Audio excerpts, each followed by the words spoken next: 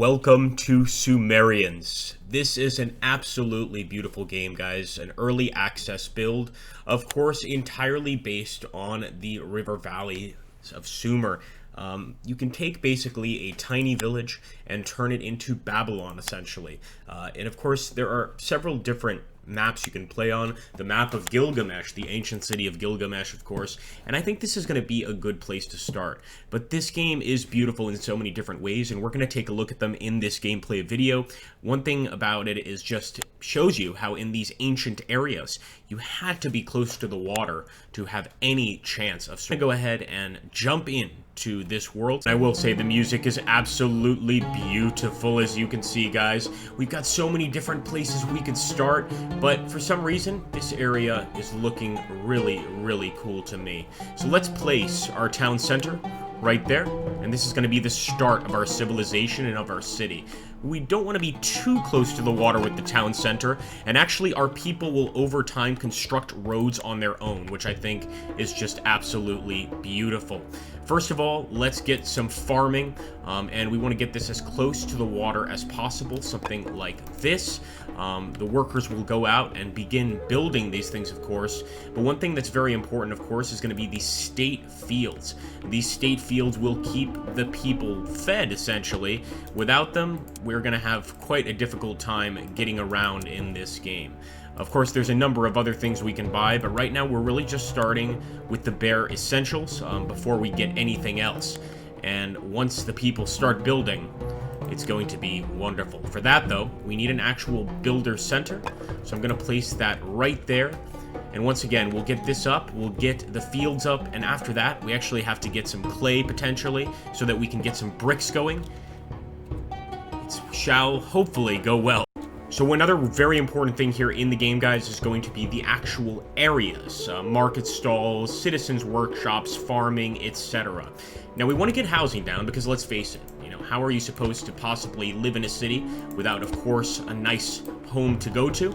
But we also want to get the farming areas over here close to the water, and this is something we have to take very good care of. At the same time, if you want to have like a pretty city, something that's pleasing to the eye, then yeah, we're not necessarily going to keep the farms too close to our city center, so I'm going to spread the farmlands out over here. Over time, our citizens will actually go here by themselves, but you can actually also order your citizens through this warehouse screen to actually go there. And as you can see, they are building roads. It's absolutely wonderful. This is just the beginning. Believe me when I say this gets a lot more interesting. Right now we have a very tiny village, but over time, that's going to change. And of course, this wouldn't be a village without some market stalls, so let's make sure to get those up as well.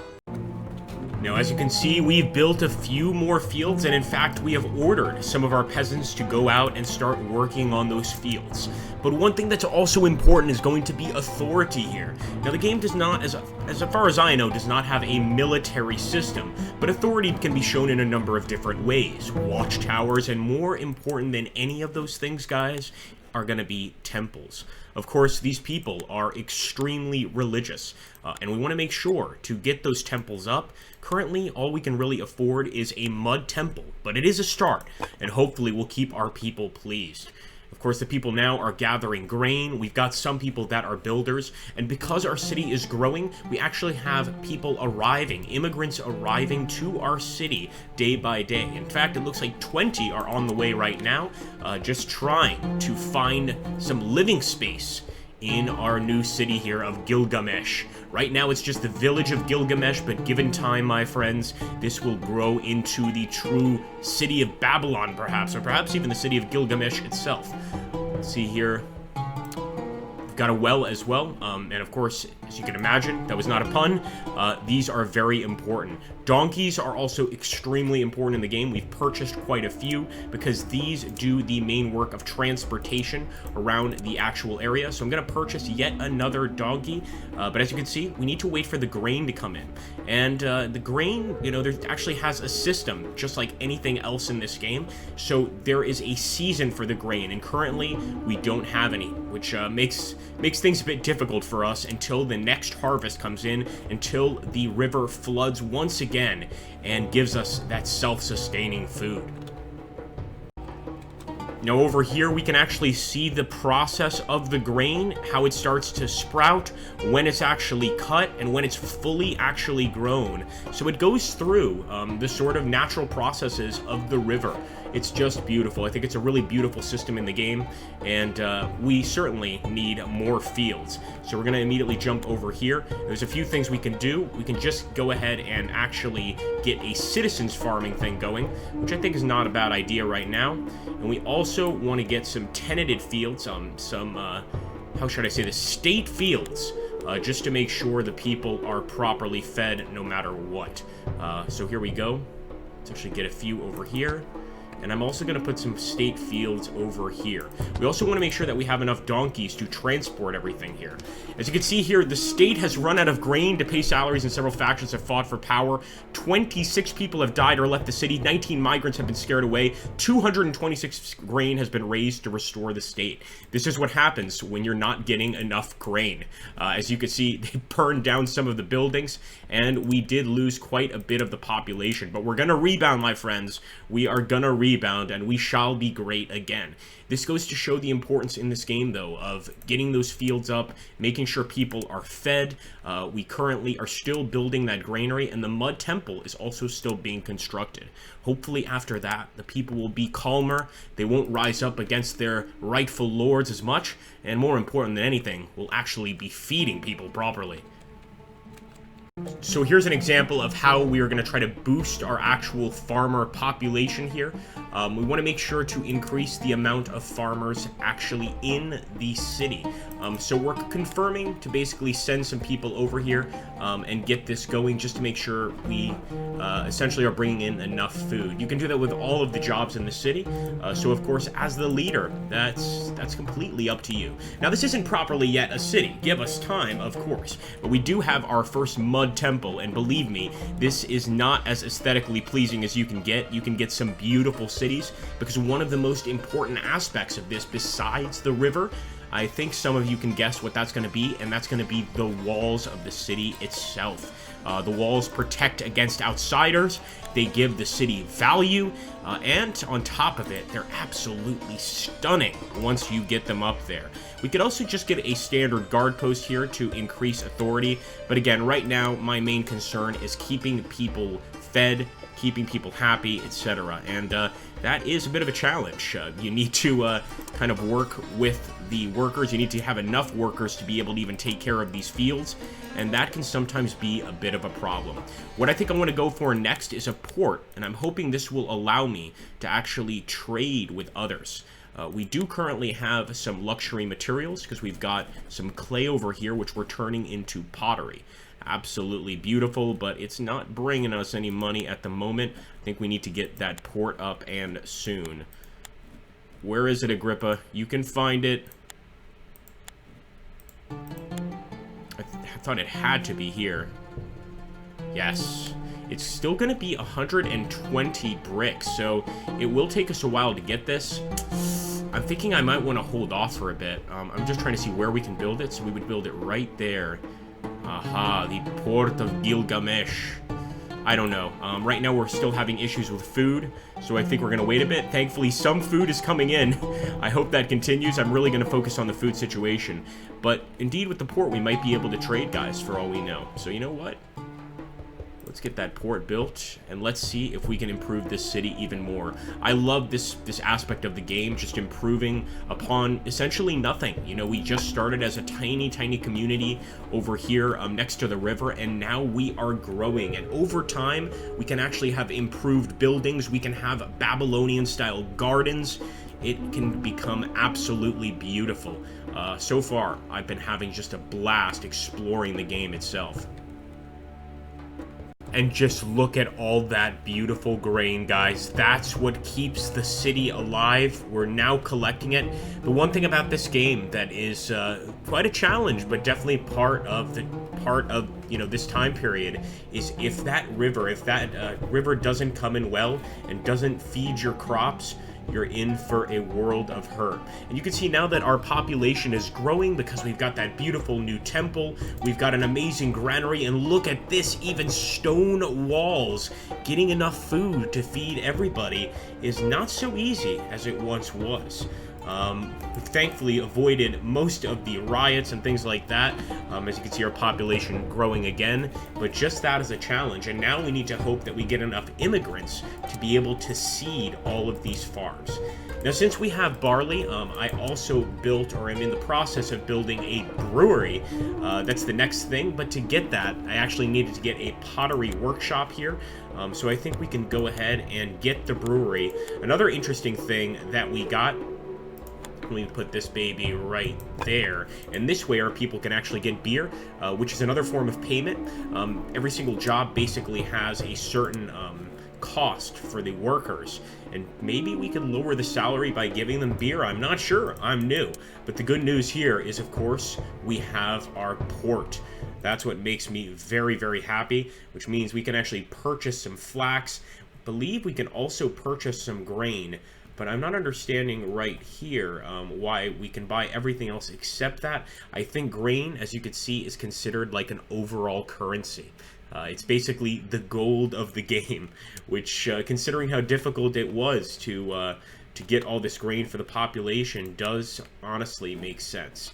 Now, transporters have also been extremely important, and that's why I've been purchasing these donkeys for the transporters to make sure that they get that grain harvest in quickly. Just seeing all that beautiful grain go to waste is terrible, because if they don't cut it in time, we actually lose that entire harvest. Now, if we're about to go really low, we can actually sell one of our mules to try and get the grain back up again.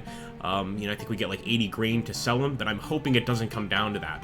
But very much this game, and of course the culture of Sumeria, grain was essentially the currency.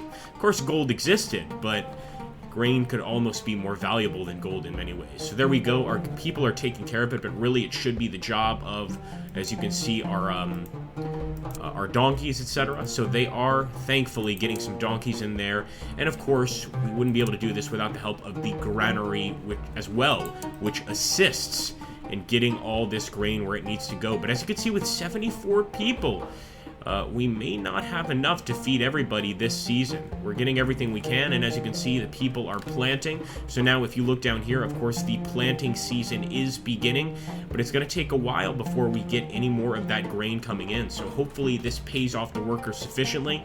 If not, we might have to sell some donkeys, or potentially have a situation where we have to step in and fight mobs of people, of course. There's going to be uprisings, there could be some buildings burnt. It's never pretty, but it is par for the course. Unfortunately, it all comes down to the river.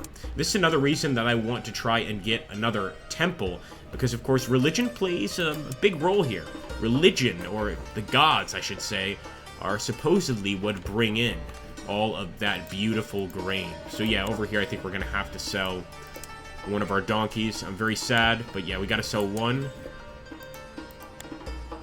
And that will just keep us afloat, because currently, this is starting to ripen, of course.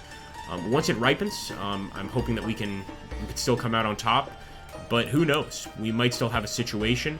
And what that does is actually stops immigrants from joining. Right now, though, with 88 people, we don't really need many new immigrants. Let's take a look at these houses. Yeah, 2 habitants in these houses.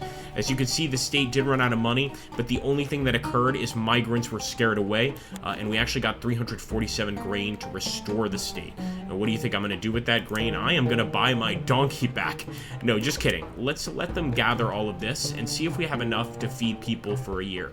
And the way we're going to know that is that over here, this will actually be just gray or black instead of red. Red lets us know that it's not enough to pay all the people's salaries and to feed them. As you can imagine, the grain has 2 values, like I said, not just feeding people, but paying their salaries as well. So here we go. They are collecting it. Let's hope not only do they collect everything, but I hope that they get enough seeds out here to fill everything up so that we have a ton of grain coming in. And again, I like to keep the grain next to the river for obvious reasons. This is where it gets irrigated. This is where it has its highest quality. And I want to keep things that way, to be perfectly honest with you. And that's the land value thing. So as you can see, over here, the value of the land is the highest.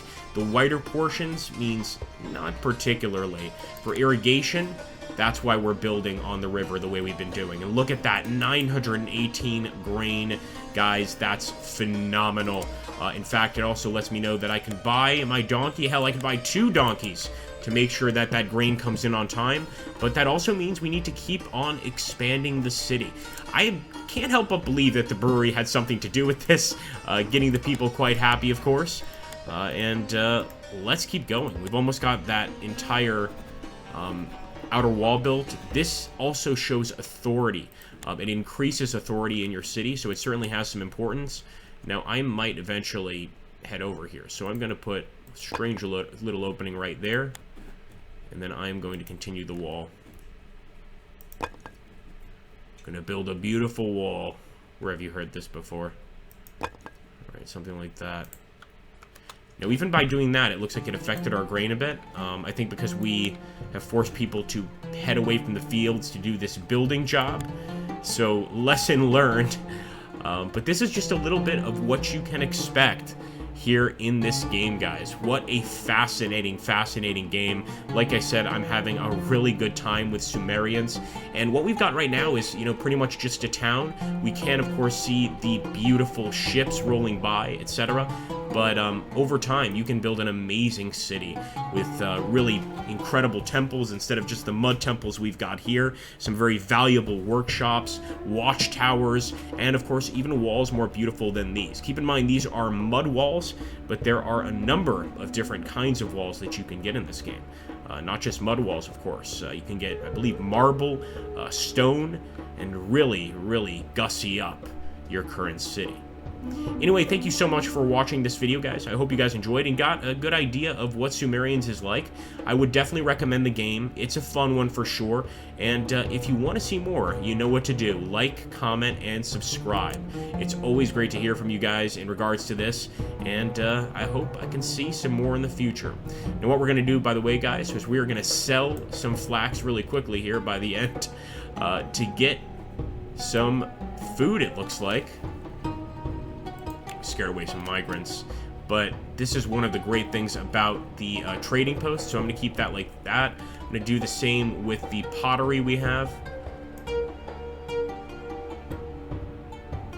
and this way we'll actually make back some grain. So we can set our trading port like that, and the next time a ship comes by, our people are going to thank us for it. Well, hopefully this becomes a glorious village, but give it time. Thanks again, guys. Take care. You know what to do, and I'll see you in the next one.